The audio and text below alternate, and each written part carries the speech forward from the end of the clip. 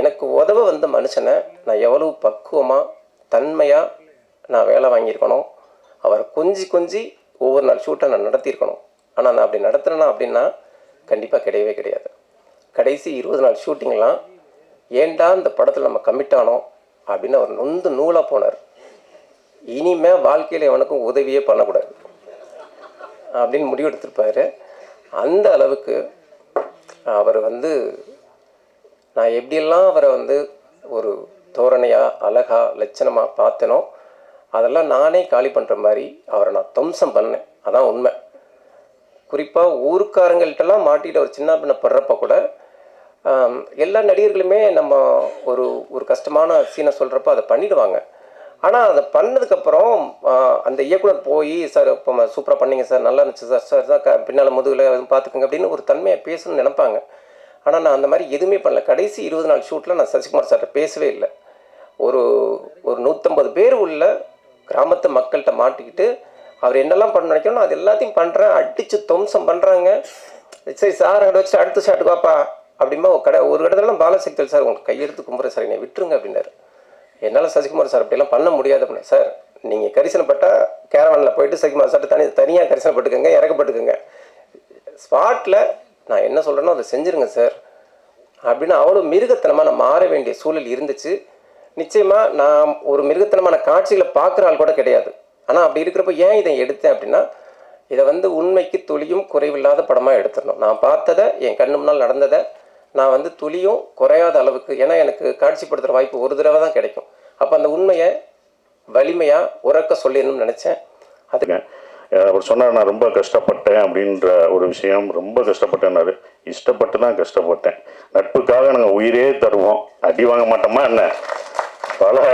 பல அடி வாங்க மாட்டோம். ஆனால் அந்த மாதிரி வாங்குறது தான் அது எனக்கு அது நல்ல விஷயமா அமைஞ்சிருச்சு. படம் பார்த்துட்டு நீங்கள் சொல்லுவீங்க இதை நீங்கள் மிஸ் பண்ணாதது நல்லது அப்படின்னு சொல்லுவீங்க. ஏன்னா நீங்கள் தான் படம் பார்த்து சொல்லணும். ஏன்னா எங்கள் படத்தை நாங்களே சொல்ல முடியாது, இப்படி இருக்குது அப்படின்னு சொல்ல முடியாது, பாராட்டிக்க முடியாது. நீங்கள் படம் பார்த்து சொல்லுவீங்க. கண்டிப்பாக நான் அதை மிஸ் பண்ணலை அப்படின்ற ஒரு விஷயம்.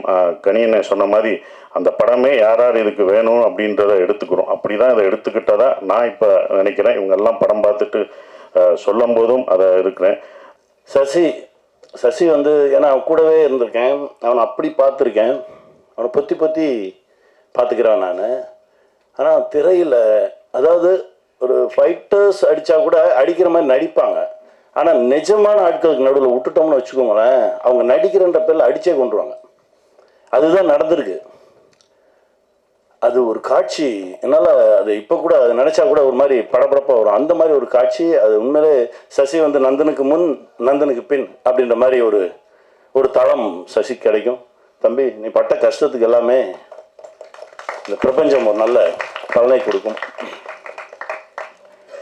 ஸ்ருதி நீங்கள் எவ்வளோ கஷ்டப்பட்டிருந்தாலும் சரி அந்த ஒரு ஷாட் போதும். ட்ரெயிலரில் வந்துச்சு பாருங்கள், தமிழகமே எழுந்து உங்களுக்காக கைத்தட்டுமா, வாழ்த்துக்கள். ஏன்னா அவரை மிதிக்கும் போது நான் எந்திரிச்சு கைத்தட்டினேன். ஏன்னா அது தேவையான ஒரு இடம், அற்புதமான ஒரு இடத்துல அமையணும் ஒரு சில விஷயங்கள், அது அமைஞ்சிருக்கு. இதை கொண்டு போய் ஜனங்கக்கிட்ட எப்படி வைக்க போகிறோம் அப்படின்ற ஒரு கேள்வி எனக்கு எப்போவுமே இருக்கும். ஏன்னா ஒரு வருஷத்தில் ஒரு 52 வாரம் இருக்குது. இந்த 52 வாரத்தில் ஒரு 7-8 பெரிய படங்கள் வரும்போது நீ யாரும் வந்துடாதீங்கன்னு மறிச்சிருவாங்க. உங்களுக்கு தெரியும், அந்த பெரிய படம் வந்தால் 2 வாரத்துக்கு வேறு எந்த படமும் வரக்கூடாதுன்றவாங்க. அந்த மீதி இருக்க நேரத்தில் தான் பாவம் 7-8 படங்கள் விழுந்து அதில் நல்ல படங்கள் சிதைக்கப்பட்டு எங்கெங்கேயோ போய் ஏதோ நடந்த ஒரு 200 படம் ஒரு வருஷத்துக்கு ரிலீஸ் ஆகுது அப்படின்னா, ஒரு 20 படம் ஓடுது அப்படின்னா அதில் ஒரு 10 படம் கமர்ஷியல் படமாக இருக்கும், ஒரு 10 படங்கள் இந்த மாதிரி ஒரு நல்ல படங்களாக இருக்கும். அந்த நல்ல படங்களை காக்கக்கூடிய ஒரு மனிதர் வேணும் அப்படின்னு நினைக்கும்போது தான் அண்ணா ரவி அண்ணா உள்ளே வந்திருக்காருனாங்க. ரொம்ப சந்தோஷமாக இருந்தது அண்ணா, ரொம்ப மகிழ்ச்சி. இந்த படத்தை சரியாக கொண்டு போய் ஜனங்கிட்ட வைங்க. ஏன்னா இது அங்கே நடக்குது இங்கே நடக்குது, இந்த காலத்துலேயும் இப்படியெல்லாம் நடக்குதா அப்படிலாம் பேசிக்கிட்டு இருப்பாங்க. இந்த காலத்தில் தான் நடந்துகிட்டு இருக்கு, இன்னும் நடக்கும். அதை நடக்க விடாமல் மனிதனாக மாற வேண்டும் அப்படின்றது தான் இந்த படத்துடைய ஒரு அடிநாதம். இது வெல்லணும். இந்த மாதிரி பல விஷயங்கள் நம்ம ஜனங்க முன்னாடி வைக்கணும். சின்ன சின்ன மாற்றங்கள், யாராவது ஒரு மனிதன் மாறினா கூட போதும், அது ஒரு மிகப்பெரிய ஒரு வெற்றியாக தான் பார்க்கப்படும். இந்த படம் ஒரு மிகப்பெரிய வெற்றியை அடையணும். அதுக்கு நான் இறைவன்கிட்ட பிரார்த்தனை பண்ணிக்கிறேன். ஜிப்ரான் சார் இசை பேசிச்சு சார். ரொம்ப மகிழ்ச்சியாக இருந்தது சார். ஏன்னா படம் முடிச்சுட்டு வந்தோன்னே சசிகிட்ட சொன்னேன், மியூசிக் வேறு மாதிரி இருக்குடா, அது அது அது வேற ஒரு தளத்துக்கு நம்மளை எடுத்துகிட்டு போகுது அப்படின்ற மாதிரி பேசிகிட்டு இருந்தோம். ஜிப்ரான் சார் ரொம்ப பிரமாதமாக ஒர்க் பண்ணி கொடுத்துருக்கீங்க சார், ரொம்ப நன்றி. இந்த படத்தில் ஒர்க் பண்ண எல்லாருக்கும் என்னுடைய மனமார்ந்த வாழ்த்துக்கள். இது மிகப்பெரிய வெற்றி அடையணும் நான் இறைவன்கிட்ட பிரார்த்தனை பண்ணிக்கிறேன். நன்றி.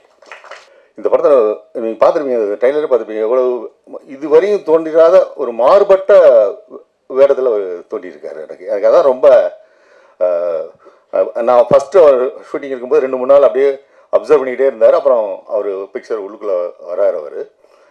அது வந்து அந்த டிரான்ஸ்ஃபார்மான கேரக்டர் வந்து ஒரு புதிய வித்தியாசமாக இருந்துச்சு. அவருடைய அந்த இமேஜ் எல்லாமே இந்த படத்தில் அதெல்லாம் தூக்கி போட்டுட்டு அந்த கேரக்டரோட ஒன்றின ஒரு விஷயம் இருக்குது பார்த்தீங்களா, அதான் ரொம்ப சிறப்பான விஷயம். அதுதான் இந்த படத்தில் ஒரு ஹைலைட்டே அதான். ஏன்னா அவர் வந்து அந்த மாதிரி வந்து ஒரு கேரக்டரில் பண்ணும்போது எப்படி வந்து 16 வயதில் கமலஹாசன் அவர் பண்ணாரோ அதே மாதிரி இதில் அவர் தோன்றியிருக்காருன்னு நான் கருதுகிறேன். அதனால் கண்டிப்பாக நீங்கள் வந்து இந்த படம் வந்து ஒரு சம்பிரதாயத்துக்காக நல்லா இருக்குது அப்படின்லாம் நான் சொல்லலை. அவங்க எல்லாமே சொன்ன மாதிரி உண்மையிலே சிறப்பாக வந்து அவர் பண்ணியிருக்காரு, இயக்குனர் பண்ணியிருக்காரு.